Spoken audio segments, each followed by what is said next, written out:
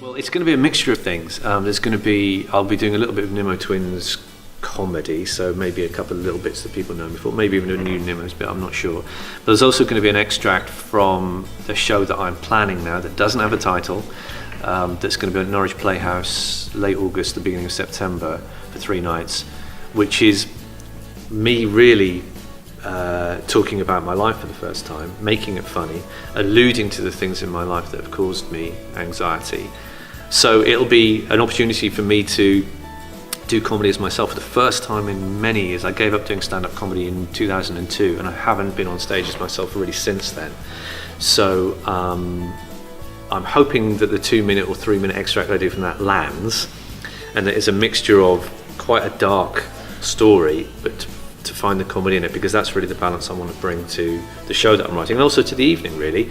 Not the dark necessarily, but for me to do the funnies, but also through the interview with Stephen to reveal stuff that I probably never revealed before, that I hope will touch the audience, and also help them understand that anxiety comes from many, many sources and manifests in lots of different ways, and that my experience of anxiety won't necessarily be their experience of anxiety. So the whole evening I'm hoping will be a few laughs, definitely, but also really a kind of a very honest portrayal of something that I've avoided talking about in quite a while, and also quite celebratory in a way that if we can get, as I said, men in the audience to share their experiences, it's going to be tremendously positive. Norfolk people by their nature, I think, are quite, all right, I'm fine, yeah, nothing going on here. And we have it in our audiences. We have, the Norfolk enjoyment wall, as we call it.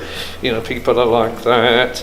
And yeah, I think that there isn't, Norfolk people aren't voluble. They're not people that, maybe like Northerners or, who are very, very kind of expansive. They are closed in, and that's okay in an everyday life, but when people are hurting and suffering, it's not so good. And I can only imagine what it must be like to be, out in rural East Anglia and feel, one, isolated physically, and also completely isolated from anybody around you who could possibly understand what you're feeling, which again, I guess, is leading to these appalling suicide rates, and also the fact that men aren't reaching help. And also we live in a world where we are all connected. You can go on Facebook, you can go on Twitter, you can go on Instagram and post a picture, and it's all Kodak moments. It's not real, none of it's real. It's connection on a very kind of surface level.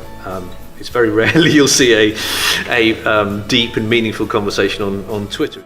Meet Karl Minns is on the 26th of January, Friday the 26th of January, and the 7:30 show is now sold out, so we're putting on an extra show at 5:30 the same evening, and it's here at Stage 2, which is this lovely building, that's a brand new building that's next to the Theatre Royal, which I've never performed for, but this stage behind me now is the exact place where I did my first ever performance 25 years ago, when this used to be the old Theatre Royal studio building, so it feels like I've come full circle. So yeah, it's something quite poignant and yeah, wonderful about being back here after all those years. So join me.